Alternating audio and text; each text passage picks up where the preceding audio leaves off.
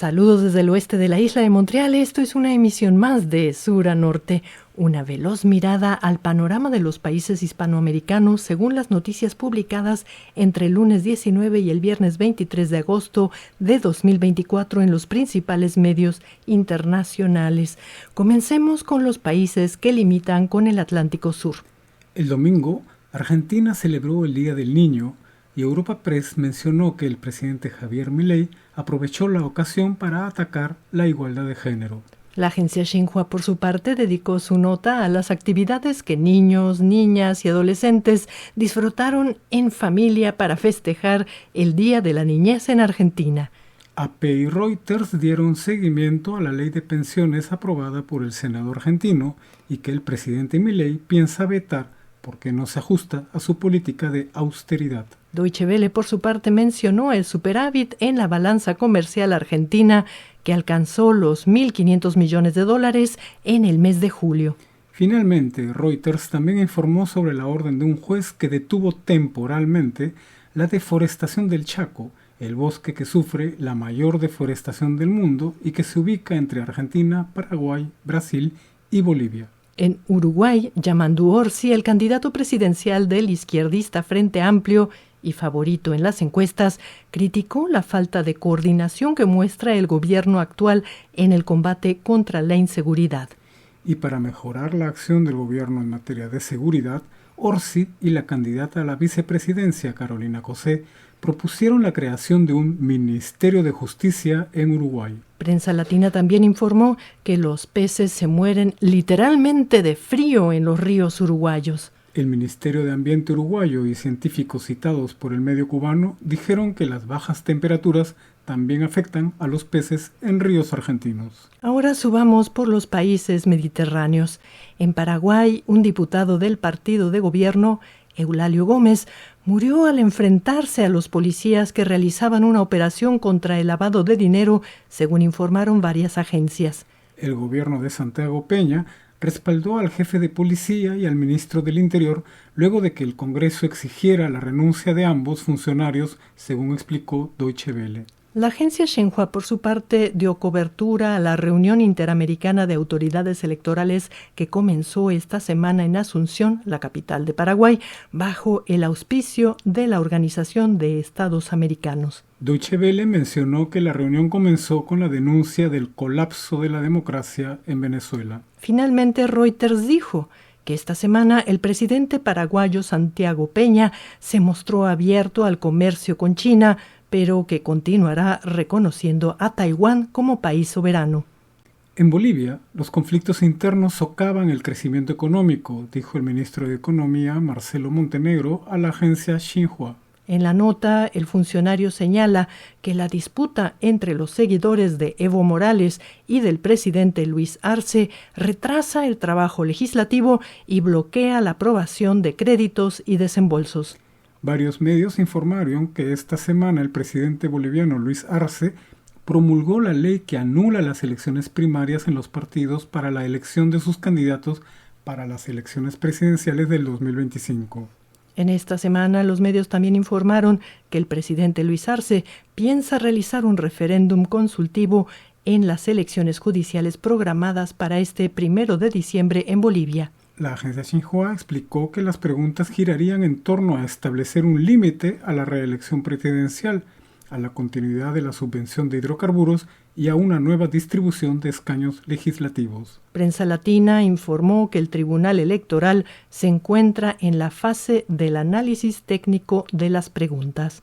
Ahora recorramos la costa del Pacífico. En Chile, el fin de semana, Reuters informó que los trabajadores de la mina La Escondida, la más grande operación coprífera del mundo, llegaron a un acuerdo con la empresa BHP, pero que están listos para retomar la huelga en cualquier momento. La agencia Xinhua reportó que la economía chilena sigue creciendo esta vez en un 1,6% en el segundo trimestre de este año. Infobae, por su parte, dedicó una nota a una nueva planta fotovoltaica en Chile, la segunda que instala la empresa griega Metlen. que piensa instalar otras 3 plantas fotovoltaicas en este país. Finalmente, Deutsche Welle difundió las declaraciones de Gabriel Boric luego que el Tribunal de Justicia venezolano confirmara la victoria de Nicolás Maduro. La dictadura de Venezuela no es de izquierda, dijo el mandatario. En el Perú existen planes para reactivar 120.000 hectáreas de andenes, el sistema tradicional andino de agricultura, con el fin de garantizar la seguridad alimentaria de la población, según dijo la presidenta Dina Boluarte en una nota de Infobae. Deutsche Welle, por su parte, informó que un juez anuló la investigación fiscal contra Keiko Fujimori por obstrucción de justicia. La hija del expresidente Alberto Fujimori aún enfrenta un caso por lavado de dinero. Infobae reportó que la Fiscalía de la Corte Penal Internacional habría aceptado una denuncia contra la presidenta peruana Dina Boluarte, a quien acusan de ser responsable de la muerte de 49 personas durante las protestas contra su gobierno entre 2022 y 2023.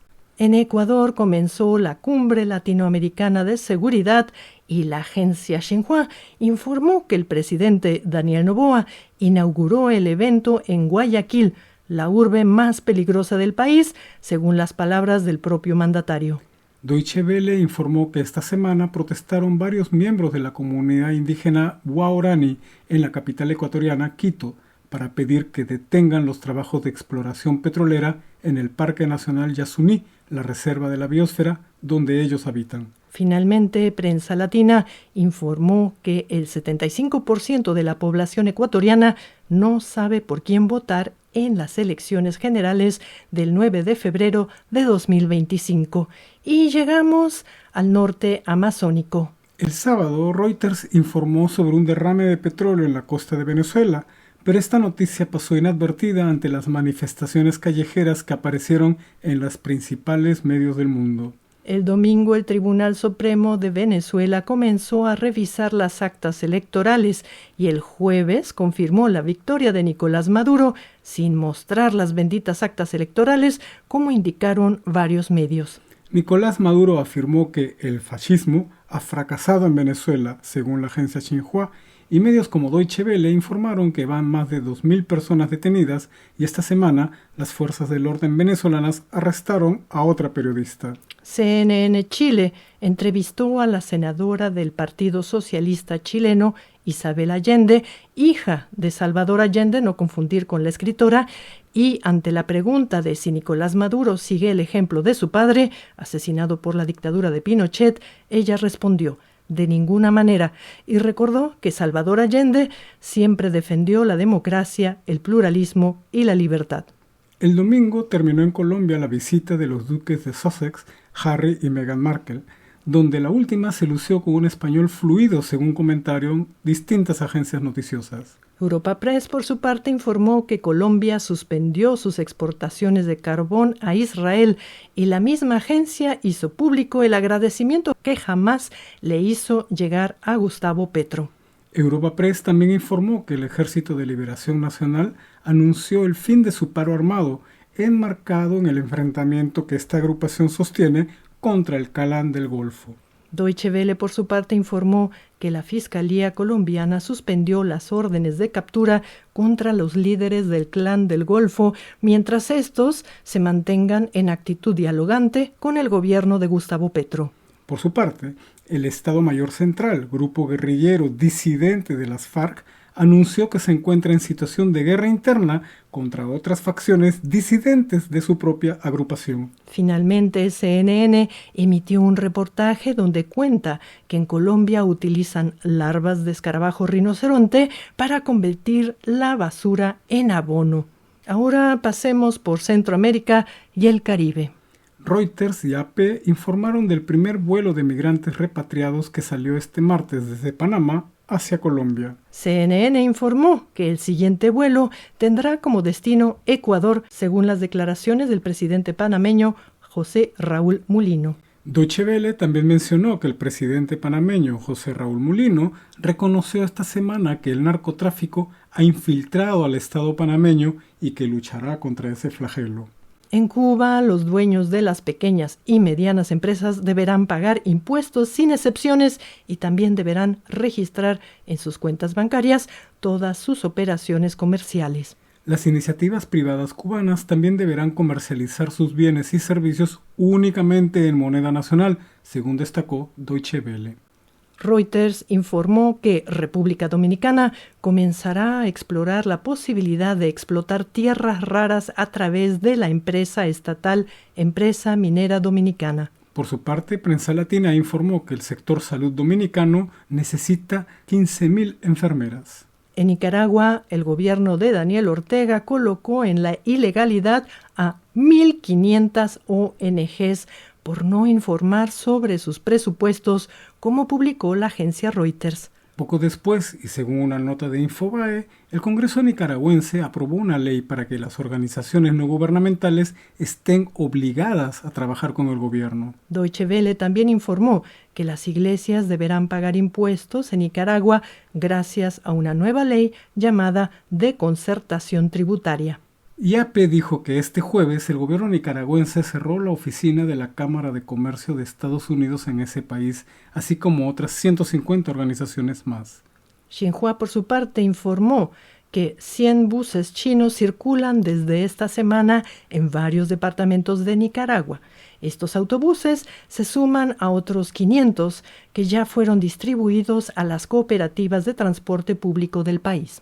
Sobre Honduras, Infobae comentó que, como consecuencia de las revelaciones ocurridas durante el juicio que terminó condenando al expresidente Juan Orlando Hernández, ahora en Honduras comenzaron a investigar a todos los exmandatarios, incluido el expresidente Manuel Mel Zelaya, esposo de la actual presidenta Xiomara Castro. Xiomara Castro, por su parte, pidió esta semana que se aplique todo el peso de la ley contra los jueces involucrados en un caso de extorsión a testigos, según publicó Prensa Latina.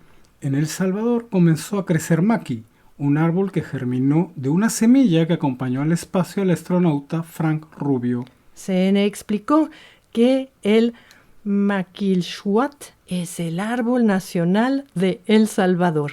Deutsche Welle informó que mientras el presidente salvadoreño Nayib Bukele califica al sistema judicial de su país como el mejor del mundo, 9 organizaciones de la sociedad civil crearon un registro nacional de desaparecidos ante la falta de interés que el gobierno muestra en el tema. Deutsche Welle finalizó con una nota sobre el juicio que inició la Fiscalía salvadoreña contra 3 jefes militares acusados del asesinato de 4 periodistas holandeses en 1982. En Guatemala, CNN reportó sobre los esfuerzos independientes para limpiar el río más grande de este país y el más contaminado de Centroamérica. Conocido como Motagua, este río, según los especialistas citados por CNN, sufre la ausencia de una adecuada infraestructura de recolección y eliminación de residuos sólidos en Guatemala.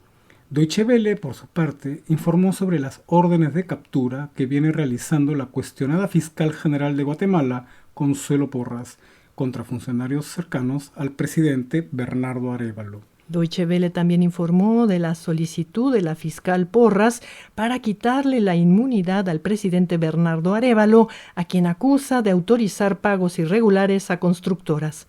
AP y CNN, por su parte, informaron sobre la captura de 7 guatemaltecos, señalados como los responsables de la muerte de 53 migrantes a quienes abandonaron en un tráiler en Texas en 2022. Y llegamos al norte. La agencia Xinhua informó que este primer semestre del año México alcanzó un máximo histórico en inversión extranjera directa, superando los 31,000 millones de dólares. Los trabajadores del Poder Judicial pararon esta semana, como informaron varios medios. Ellos se oponen a las reformas que propone Andrés Manuel López Obrador, entre las que se encuentra el voto popular para elegir magistrados, como en Bolivia. Al respecto, el embajador estadounidense en México, Ken Salazar, advirtió que la elección de jueces pondría en peligro la democracia mexicana. CNN, por su parte, informó sobre la inseguridad en el estado de Sinaloa, y medios como Infobae sospecharon que en Sinaloa se está librando una guerra entre los chapitos y los mayos, la gente del Chapo Guzmán contra la gente del Mayo Zambada, ambos presos en Estados Unidos. Deutsche Welle también informó que en México condenaron a 11 personas por la muerte de más de un centenar de migrantes en Tamaulipas alrededor del 2010. Y finalizamos con el dato de la semana. Según el último Global Electricity Review, comentado por el periódico español El País y Greenpeace, América Latina generó el 62% de su electricidad a partir de fuentes renovables, como la hidroeléctrica. El informe también indica que el 39% de la electricidad que consumen en Uruguay proviene del viento o del sol. Estas fuentes también proveen el 32% de la electricidad en Brasil y el 21% en Chile. Ecuador, Colombia, Guatemala y Perú son los países que menos han avanzado en la incorporación de energía eólica o solar como fuente de electricidad. Bueno amigos, esto fue una emisión más de Sur a Norte desde el oeste de la isla de Montreal. Nos despedimos y les decimos hasta la próxima.